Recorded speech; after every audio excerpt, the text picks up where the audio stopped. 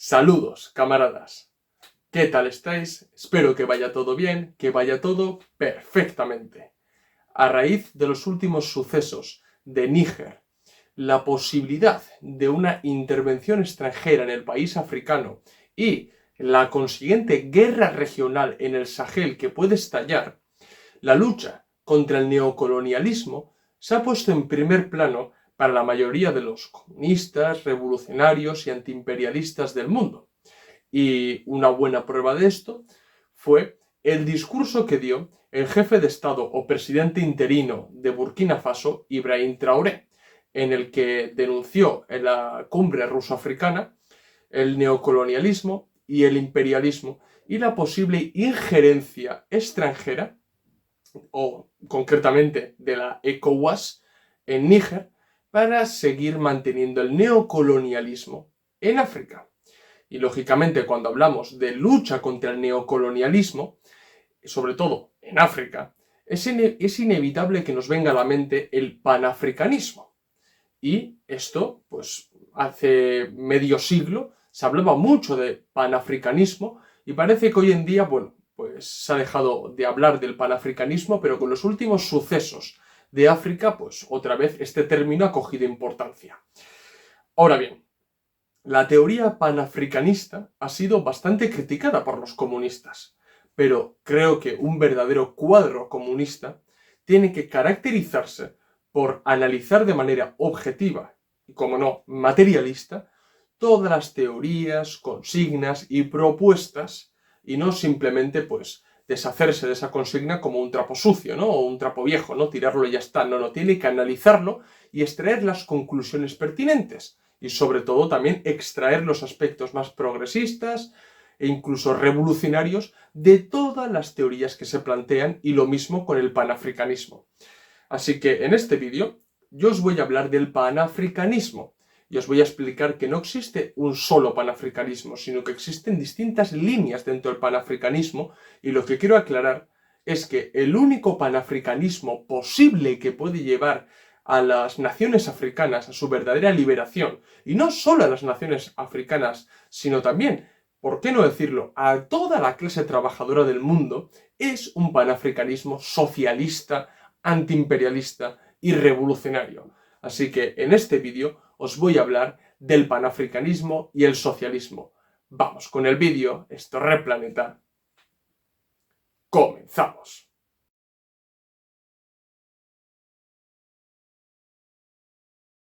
Si observamos la historia del modo de producción capitalista, nos vamos a dar cuenta que el colonialismo ha sido una pieza fundamental del capitalismo.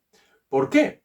El colonialismo permitió la acumulación originaria previa a la acumulación capitalista de los países que hoy consideramos como países de primer mundo. ¿Bien? Y ese colonialismo permitió el expolio de las materias primas, los recursos naturales, la trata de esclavos y la conquista de nuevos mercados a los países capitalistas más importantes. Y sobre todo a estos países capitalistas les permitió completar ese proceso de industrialización, y no solamente eso, sino que además esos países capitalistas, gracias a ese colonialismo, gracias al expolio, gracias a la trata de esclavos, gracias a la conquista de nuevos mercados, pudieron pasar a la fase superior del capitalismo, que es el imperialismo. Y, como dijo Lenin, estos países alcanzaron un grado bastante importante de parasitismo debido al control político y económico que ejercían respecto a sus colonias. Y eso les convirtió en países parasitarios. Bien. Ahora bien, el colonialismo ha sido tan importante en la historia que incluso llevó a las potencias imperialistas a entrar en una pugna por la conquista de nuevos territorios, que no es otra cosa que la conquista de nuevos mercados, el expolio de recursos naturales y de materias primas, y conseguir mano de obra barata o esclava incluso, ¿no? Dicha pugna se llegó a tal grado que las potencias imperialistas primero tuvieron que llegar a ciertos acuerdos, como hacen muchos mafiosos. En vez de luchar entre ellos, en vez de entrar en una guerra abierta, llegan a a un punto medio, ¿no? Todos ceden en un momento para que no vaya mayores, ¿verdad? Pues las potencias imperialistas hicieron lo mismo en la Conferencia de Berlín de 1885, en el que literalmente se repartieron África, en el que literalmente se repartieron las colonias. Bien, pero claro, ese reparto no fue al gusto de todos. Y empezó una nueva pugna en el siglo XX, y esa pugna lo que provocó fue la Primera Guerra Mundial, entre muchos otros factores. Pero el colonialismo ahí fue clave. ¿De acuerdo? Lógicamente, los comunistas, la Unión Soviética, la propia Comintern, entendieron perfectamente que el proceso de descolonización es una condición sine qua non para conseguir un mundo comunista. Sin proceso de descolonización no hay comunismo posible. No lo hay. ¿Por qué? Porque no se puede edificar un mundo comunista existiendo colonias. Entonces, defendieron los comunistas y seguimos defendiendo el proceso total de descolonización. Bien, además, lo que entendemos, y entendieron los comunistas y los revolucionarios del siglo pasado, es que el proceso de descolonización daña enormemente al imperialismo. ¿Por qué? Porque minimiza sus ganancias, les quita ese carácter parasitario y además otorga la libertad política y económica real a las colonias. ¿De acuerdo? Lógicamente, era inevitable que las ideas socialistas y comunistas llegaran a África, y muchos revolucionarios africanos asimilaron las ideas socialistas y comunistas, y estos revolucionarios tuvieron que combatir contra otras ideas nacionalistas, tribalistas africanas, que también se difundieron por aquellos años y que fue nocivo para los revolucionarios africanos, para la clase trabajadora africana. Bien, el hecho es que tras la Segunda Guerra Mundial, el colonialismo se volvió insostenible. ¿Y por qué se volvió sostenible? Ya no daba beneficios. Claro que daba beneficios, pero pensadlo bien. Los países capitalistas más potentes y más democrático-burgueses, véase Estados Unidos, Reino Unido, Francia, que acabaron dentro, formando parte de los aliados, junto con la Unión Soviética, combatieron el nazifascismo. Y ese combate contra el nazifascismo iba en aras de defender la libertad y la democracia. Entonces, claro, después de librar esa lucha contra el nazifascismo y comenzar un nuevo periodo en el mundo, un periodo democrático, supuestamente no, sin fascismo, pues claro, seguir con el colonialismo como que no encajaba muy bien, porque el colonialismo realmente es una práctica criminal, ¿bien? Porque condena a unos pueblos al subdesarrollo, condena a los africanos a la inanición, al analfabetismo. Es un crimen contra la humanidad en sí mismo, el colonialismo. Que unos vivan muy mal, para que unos pocos vivan muy bien, pero además de manera bestial. Porque a la gente, y vamos a ser sinceros, no le importa absolutamente nada lo que pasa en el continente africano. Sí, la gente se entristece con lo que puede llegar a ver en la televisión. No, hay pobres negritos que no tienen para comer. ¿Y qué haces por esos negritos que dices tú? Absolutamente nada. Solamente donar dinero para que ciertas ONGs les apoyen. Cuando el propio Thomas Sankara dijo que el que te alimenta te controla. Eso es así. Los pueblos de África necesitan realmente liberarse por sus propios medios y no necesitan de nuestra caridad, necesitan de nuestra solidaridad e internacionalismo proletario y revolucionario. Entonces, los estados democráticos burgueses imperialistas, lógicamente, tenían que guardar las apariencias. No podían seguir con ese colonialismo rapaz, criminal, que habían llevado a cabo desde desde mediados del siglo XIX. No podían seguir así. Entonces, bueno, pues empezaron a valorar si era posible conceder la independencia política a sus colonias. Porque, claro, tened en cuenta una cosa, es que también las ideas comunistas se estaban metiendo dentro de sus colonias.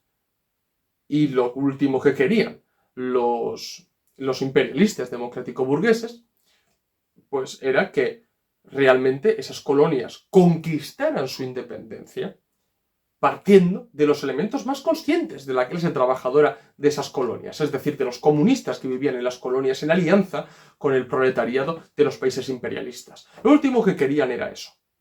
Entonces, ¿qué hicieron? En muchos casos, conceder la independencia a sus colonias para que, bueno, una nueva casta de negros capitalistas, en alianza con ellos, con sus antiguos colonizadores, pues bueno, se erigieran nuevos estados independientes, pero dentro del mercado internacional capitalista y indirectamente controlados por las antiguas potencias colonialistas. Y no que los comunistas, junto con las masas trabajadoras y campesinas de las colonias, emprendieran una lucha a liberación nacional y además fueran difundiendo las ideas socialistas en la población africana. Eso no lo querían, sino lo que hicieron fue conceder la independencia política y ya veremos cómo nos controlamos más adelante, ¿no? Pero claro, un pequeño apunte. Esto es muy importante. La mera concesión de la autodeterminación a las colonias, de empezar un proceso de descolonización en las colonias, no significa que las colonias obtuvieran plena libertad política, menos aún, plena libertad económica. No, eso no fue así, puesto que el colonialismo fue sustituido por el neocolonialismo. ¿Qué quiero decir con esto? Bien, para los países capitalistas, en un momento determinado de la historia, conceder la independencia a sus colonias fue tolerable, fue soportable. ¿Por qué? Porque esa concesión era una concesión política, ¿bien? Y no tenía por qué alterar su influencia sobre las colonias. O sea, que un país imperialista otorgue la independencia política a su colonia no significa que su influencia desaparezca. Si no hay un proceso revolucionario real, su influencia no desaparece. Bien, y además, tened en cuenta que muchos países imperialistas también controlan, en su defecto, supeditan otros países que son independientes de manera económica. Entonces se jugaron esa carta, sustituir el colonialismo por el neocolonialismo. Además, tener en cuenta que la mayoría de las colonias cuando se independizaron nacieron con una deuda enorme. Nacieron sin apenas infraestructura, en el subdesarrollo, sin vida política y sin vida económica. Bien, y así los antiguos colonizadores mantuvieron sus inversiones privadas en dichos países, continuaron aprovechándose de la mano de obra barata e incluso esclava, y además se guardaron una posición privilegiada para importar materias primas y recursos naturales estratégicos para la industria y para el normal funcionamiento de su economía, de su tejido productivo. Entonces vemos que sí, ese control directo que se ejercía en el colonialismo se sustituyó por un control indirecto. ¿Por qué? Porque se erigieron nuevos estados independientes en África, en las colonias, pero no obtuvieron total independencia económica. Se quedaron totalmente supeditados a sus antiguas potencias colonizadoras. Y además, no hay nada más que ver, por ejemplo, que cuando estas colonias se independizaron, normalmente se quedaron supeditados económicamente a sus antiguas potencias que antes les colonizaban, no a otras, no, a sus antiguas potencias, a la metrópoli. Y ahí se ve realmente que la sustitución del colonialismo por el neocolonialismo es un hecho. Además, para los países imperialistas, para asegurar el correcto funcionamiento de ese neocolonialismo, en muchos casos colocaron jefes de Estado, dictadores y gobiernos títeres que continuaran con el neocolonialismo, que fueran serviles a ellos y que garantizaran todo lo que os he dicho, el expolio, que se guardara una posición privilegiada en la importación de ciertos recursos y materias primas, que pudieran contratar mano de obra barata o incluso esclava. Esos gobiernos que erigieron las potencias imperialistas en las recién independizadas colonias fueron gobiernos totalmente serviles y títeres que hemos podido observar desde hace 50 años hasta hoy en día. Bien, también hay que destacar que dentro del funcionamiento del neocolonialismo y ligado a lo que os acabo de decir, de poner en el poder a gobiernos títeres, también tengo que decir que cuando las colonias se independizaron y después de un pequeño desarrollo, ciertas capas burguesas nacionales pues erigieron en las recién independizadas colonias. Es decir, una capa de privilegiados conectados con sus antiguos colonizadores, pues emergieron. Lógicamente, estas capas burguesas negras, normalmente, en un momento determinado, cuando eran colonias, pues podían llegar a ser aliados, estratégicos y temporales. Pero cuando conquistaron su independencia se vio su verdadera cara reaccionaria, nacionalista y anticomunista. Y sobre todo servil para con el imperialismo.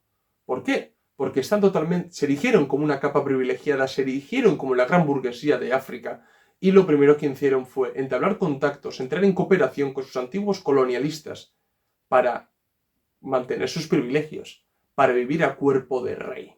Bien, entonces, resumiendo, las colonias emprendieron su proceso de descolonización, obtuvieron su independencia política, o sea, se erigieron como estados independientes, pero no obtuvieron ni la total independencia política, porque se mantiene actualmente un control indirecto de las antiguas potencias colonialistas sobre sus colonias, sus antiguas colonias, y tampoco tienen plena soberanía económica, no tienen plena independencia económica. ¿Por qué os he dicho todo esto? Porque es muy importante entender que el colonialismo fue sustituido por el neocolonialismo y el neocolonialismo existe actualmente. Bien, y eso está muy ligado con el panafricanismo y la necesidad de que ese panafricanismo sea socialista. Así que bueno, vayamos ya, ahora sí, de lleno a hablar sobre el panafricanismo. Como he dicho en la introducción del vídeo, el panafricanismo ha sido y es criticado por muchos comunistas. Y bueno, yo he leído muchas críticas, pero os voy a resumir las críticas más típicas que hacen los comunistas al panafricanismo. Bueno, pues por ejemplo, que el panafricanismo es policlasista o interclasista y que difunde la conciliación de clases. Que el panafricanismo es nacionalismo negro. O que es imposible unir en un mismo estado africano a todas las naciones africanas debido a la multiculturalidad y porque es un continente multiétnico, ¿de acuerdo? Y bueno, hay muchas más críticas, pero yo os he subrayado las que a mí me han parecido más importantes o las que más se repiten, ¿de acuerdo? Como he dicho antes, creo que meter dentro de un mismo saco todo el panafricanismo es tener pereza mental. Es decir, me explico, es cometer un error garrafal. Es no querer saber realmente lo que dice la teoría panafricanista, es no entender que cada estrato de clase o cada clase imprime su carácter de clase a sus teorías, bien, es no entender eso y, bueno, pasar por encima de esta teoría y no entender realmente lo que hay de revolucionario en ella. Y además muy importante en un continente tan explotado, que un continente que está hambriento desde hace años, y que hay gente que muere de inanición y niños que mueren de inanición en África. Entonces hay que entender las diferentes teorías que pueden haber concretamente para África, ¿vale? Así que bueno, ahora sí, vamos con los distintos tipos de panafricanismo. El panafricanismo reaccionario. ¿Bien? Empecemos por el más duro de todos. Bueno, de los primeros representantes del panafricanismo más reaccionario fue Fulbert Djoulou, un sacerdote y primer presidente de la República del Congo.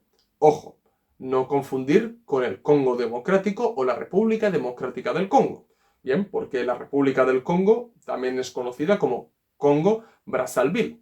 Bien, bueno, Fulbert exaltó tanto el nacionalismo burgués y elitista congoleño como el africano. Y como buen nacionalista, apeló a las grandes civilizaciones africanas en el que en la Edad Media prosperaron, ese pasado glorioso, ¿no? Nos recuerda a otro tipo de teorías, ¿no? Y otro tipo de ideologías, ¿no? Y concretamente, Fulbert ponía de ejemplo a Nigeria y Benín. ¿Bien? Bueno, según Fulbert, ahora vamos ya con lo que decía, con su panafricanismo reaccionario, según Fulbert, la mayor amenaza para África no eran las antiguas potencias colonialistas que estuvieron siglos expoliando, oprimiendo, reprimiendo, controlando y manteniendo en subdesarrollo al continente africano. Para él no era eso el peligro, no era esa la amenaza para África. Para Fulbert, realmente la amenaza era la Unión Soviética, China y concretamente el comunismo.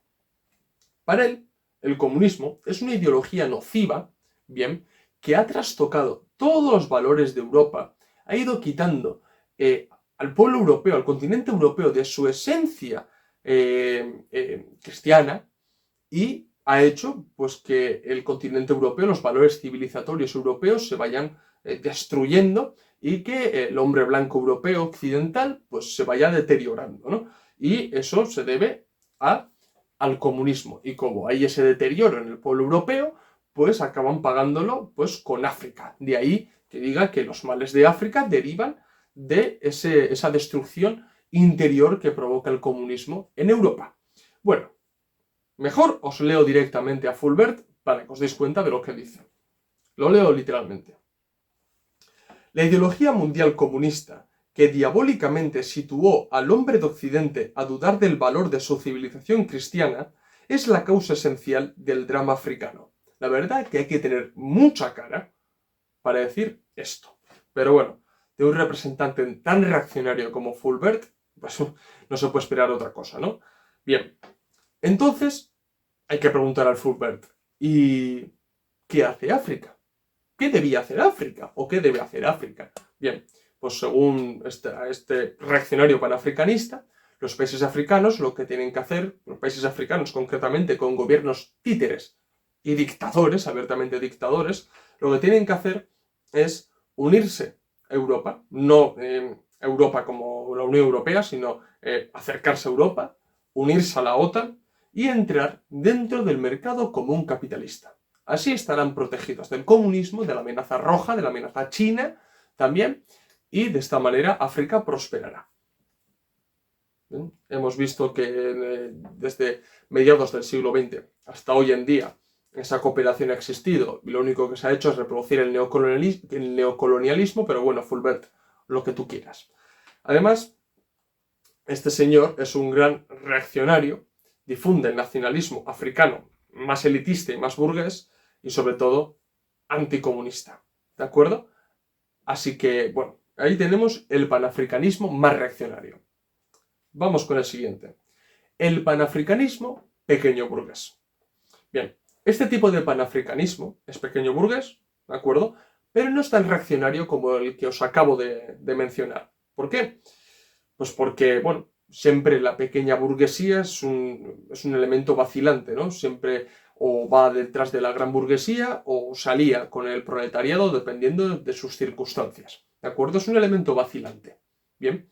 Y, bueno, lo importante es que el carácter pequeño burgués de este panafricanismo objetivamente impide un proceso revolucionario en las naciones africanas y, por ende, acaba manteniéndose el neocolonialismo. Pero vamos un poco de lleno al panafricanismo pequeño burgués. Es cierto que los principales ideólogos de esta vertiente panafricanista, pues por ejemplo, como puede ser Patmore, que al principio era comunista, marxista, incluso estuvo en la Comintern, pero bueno, fue expulsado porque acabó anteponiendo la lucha racial a la lucha de clases.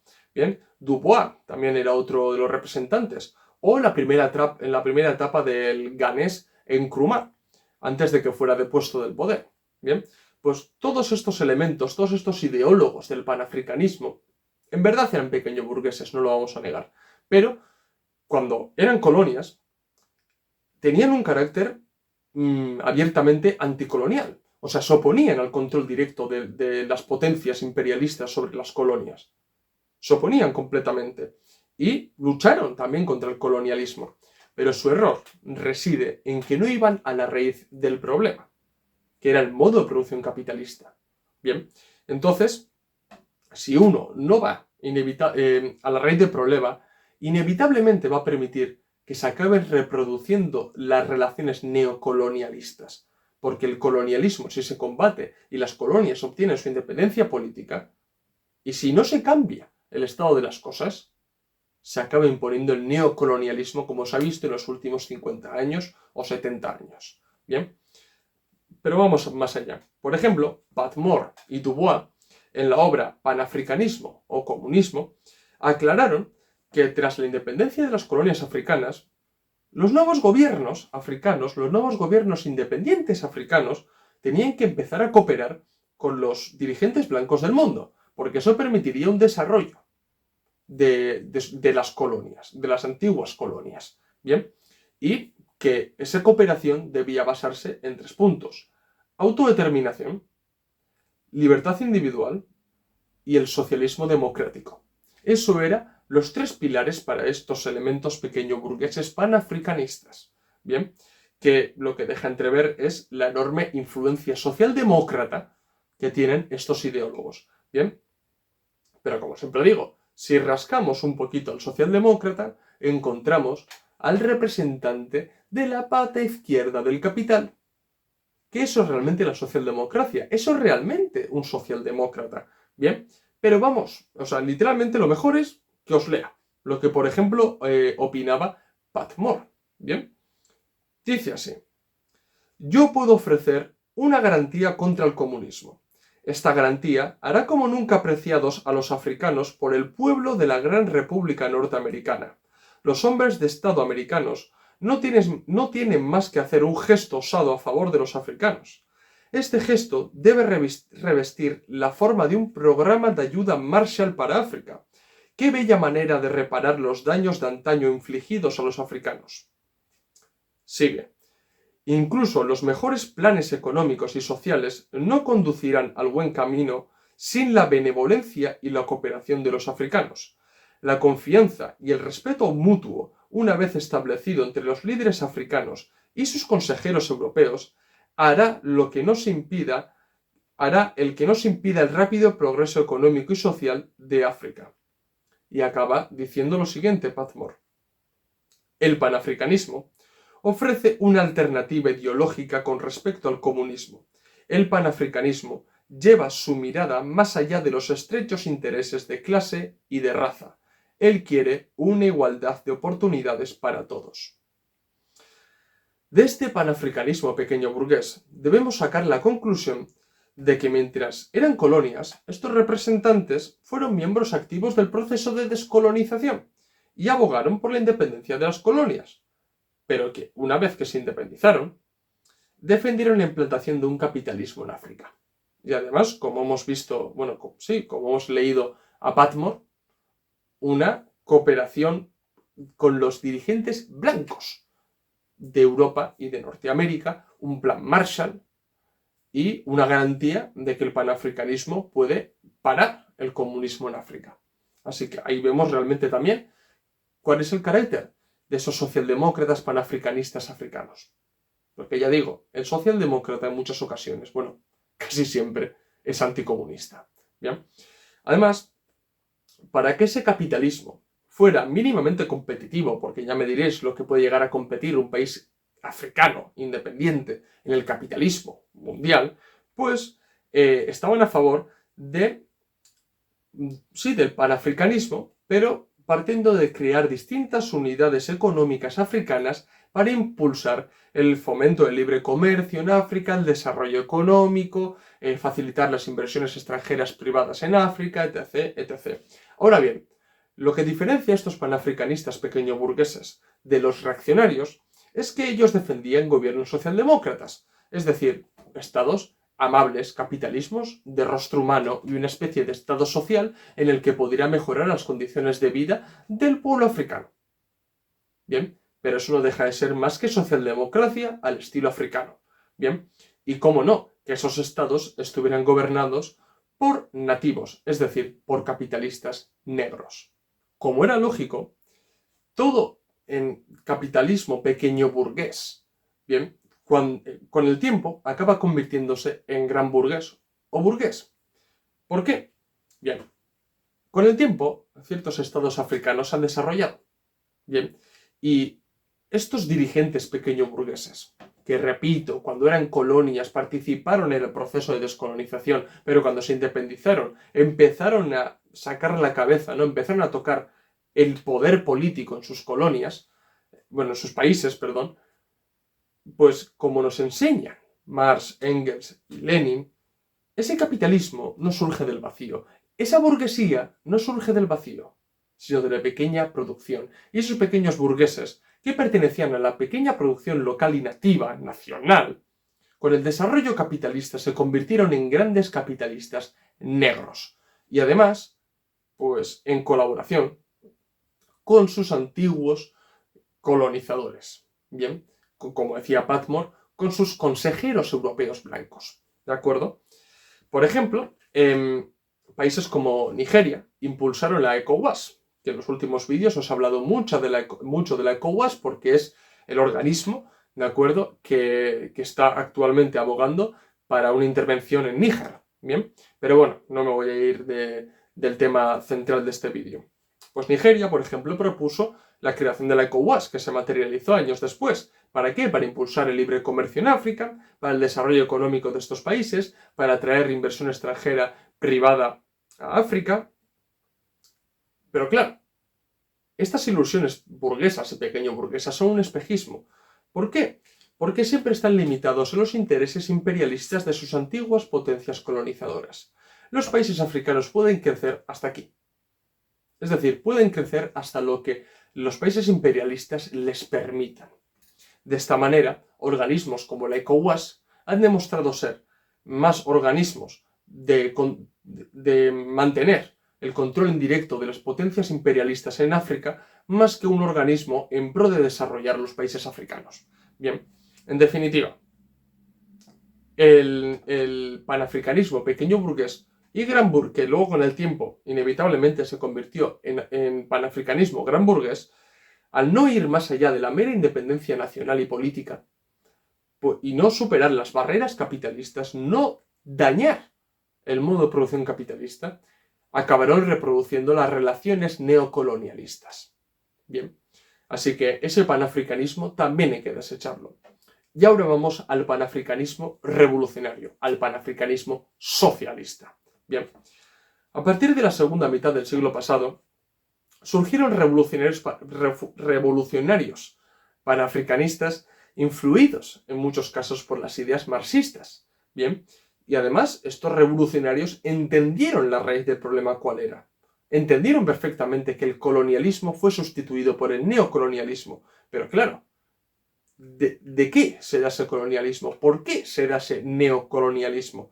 Pues lógicamente, por la existencia del modo de producción capitalista, que se aprovechó del capitalismo, que llegado a la fase superior del imperialismo, acrecentó ese colonialismo y cuando le fue tolerable concedieron independencias nacionales para sustituir el colonialismo por el neocolonialismo. Lo entendieron perfectamente y muchos panafricanistas socialistas son ideólogos muy buenos que escribieron acerca del neocolonialismo y nos lo explicaron muy bien. Bien. Personajes: Amílcar Cabral, de Guinea-Bissau; Thomas Sankara, de Burkina Faso; Pierre Mulele, del Congo Democrático; la segunda etapa de Nkrumah, después de ser depuesto, que era de Ghana; o Samora Machel, de Mozambique. Estos personajes revolucionarios panafricanistas estaban a favor de una unidad de estados africanos y además de carácter socialista. Porque entendieron cuál era la raíz del problema. Entendieron que solamente el socialismo era lo que iba a llevar a los pueblos africanos, a las naciones africanas, a su total liberación. Bien. Y estos personajes tenían un condicionante muy importante. Y es que la mayoría de los que os acabo de mencionar acabaron librando una lucha de liberación nacional contra sus potencias colonizadoras. O sea, es verdad que en muchos casos las potencias colonialistas otorgaron independencias a sus colonias, pero en otras fueron los propios nativos los que tuvieron que coger las armas y combatir a sus potencias colonialistas. Y lógicamente, esa lucha de liberación nacional, cuando se está realizando y se empiezan a valorar las ideologías posibles, las ideas motrices que hacen que esa lucha armada, que esa lucha de liberación nacional vaya por el camino correcto, bien, es decir, esa práctica revolucionaria nos hace entender ciertas ideologías, nos hace ver la terrenalidad del pensamiento, de la terrenalidad de ciertas ideologías, ¿de acuerdo? Y estos revolucionarios, estos camaradas, porque realmente fueron camaradas, se dieron cuenta de que había que poner en práctica las ideas socialistas. Ellos se dieron cuenta de que el marxismo era aplicable en África, de que el marxismo no es eurocentrista, sino universal, y que les tocaba a ellos adaptarlo a las condiciones particulares del continente africano. Bien, estos pensadores panafricanistas huyeron de las ideas conciliadoras de los panafricanistas pequeño burgueses, que por ejemplo una famosa consigna de los panafricanistas pequeño burgueses era todos los negros son hermanos. No, no todos los negros son hermanos, de la misma manera que para mí todos los blancos no son hermanos. Bien, ¿por qué? Porque como bien indicaron estos revolucionarios panafricanistas, un negro capitalista puede explotar igual a otro negro trabajador, de la misma manera que lo puede hacer un blanco. Entonces, ahí todos los negros somos hermanos se cae, porque un negro tranquilamente puede ser capitalista, bien, y puede explotar a sus mismos compatriotas o a otro negro, de la misma manera o peor que lo puede llegar a hacer un blanco. Entonces, ahí se ve la importancia que en última instancia siempre acaba imponiéndose la clase social, la posición que tiene cada uno respecto a los medios de producción. Bien, entonces, estos panafricanistas revolucionarios entendieron que los males que sufre el continente africano no son más que una manifestación particular africana de la lucha de clases. Y que de ahí deriva el colonialismo, el neocolonialismo. Esa es la importancia. Por eso mismo ellos sí fueron a la raíz del problema. Y además, ellos entendieron que para conquistar dicha independencia era muy importante la alianza obrero-campesina más la inteligencia progresista y revolucionaria de esos países y, cómo no, la solidaridad de la clase trabajadora del resto de los países, incluso la solidaridad de los trabajadores de los países imperialistas, que esto es sumamente importante. Ellos lo entendieron perfectamente, lo entendieron pero además muy bien y lo consiguieron, y no solamente consiguieron la independencia política, sino que en algunos casos empezaron poco a poco a construir cierta alternativa como Estado, como sociedad, ¿no? Como fue en el caso de Thomas Sankara en Burkina Faso o Samora Machel en Mozambique. Otra cosa es que luego los asesinaran, los eliminaran, porque no interesaba el ejemplo que estaban difundiendo al mundo entero. Bien, estos panafricanistas revolucionarios y socialistas entendieron que África solamente podría liberarse de un modo de producción distinto al capitalismo, de que la solución realmente era el socialismo, porque se dieron cuenta de que las potencias imperialistas que habían concedido la independencia a sus colonias sustituyeron el colonialismo por el neocolonialismo. Y eso era por la culpa de ciertos elementos reaccionarios panafricanistas o de los elementos pequeño burgueses y gran burgueses panafricanistas que permitieron el establecimiento de un capitalismo, digámoslo así, negro. Y eso acabó imponiendo el neocolonialismo. Entonces entendieron que no se podía seguir por ese camino, sino que había que construir una sociedad nueva, un mundo nuevo, un continente nuevo. Y eso solamente podía pasar por la vía socialista. Bien, entonces ellos llegaron a la conclusión no solamente de que sus países tenían que emprender dicha vía socialista, sino que además eran realistas. Ellos entendían que los países africanos, tomados por separados, aunque emprendieran el camino al socialismo, no podían defenderse de la injerencia extranjera, no podían defenderse de los golpes del imperialismo, porque los países africanos son los más castigados. No podían defenderse por sí solos. Entonces abogaron por una unión africana de carácter socialista. De ahí la importancia del panafricanismo socialista. Y esta vertiente del panafricanismo es realmente la revolucionaria. ¿Por qué? Porque aboga por la vía socialista, aboga por la emancipación de la clase trabajadora africana que tantos años ha estado explotado, doblemente explotado. Ahí reside la importancia del panafricanismo. Por eso mismo he dicho antes que no se puede meter dentro del mismo saco todas las vertientes del panafricanismo y decir, no vale para nada esta teoría. Leerlo, sacar vuestras propias conclusiones, os vais a dar cuenta de que pensadores marxistas africanos o negros de distintos países capitalistas hicieron muy buenos aportes al marxismo. Así que, bueno, camaradas, Espero que os haya gustado el vídeo, espero que hayáis entendido realmente en qué consiste el panafricanismo socialista y cuál es la relación que puede llegar a haber entre el panafricanismo y el socialismo, y sobre todo quiero que entendáis que la única vía posible, real, revolucionaria para los africanos es la revolución socialista. Así que, bueno, camaradas, lo voy a dejar aquí. Espero que os haya gustado. Si es así, dar like. Si sois nuevos, suscribiros al canal. Recordad que en la descripción del vídeo tenéis el enlace de PayPal para donarnos dinero, ayudarnos a crecer y que os podamos seguir ofreciendo pues, este tipo de contenido, además mejorando la cámara, el sonido y demás. También tenéis en la descripción del vídeo los enlaces de los documentos que tenemos solamente en Unroad. Pasaros por el blog de entrevistas donde tenemos entrevistas muy interesantes y seguirnos en las redes sociales Instagram, Twitter, Facebook y TikTok. Así que bueno, esto es todo. Nos vemos en el próximo vídeo. ¡Salud, camaradas!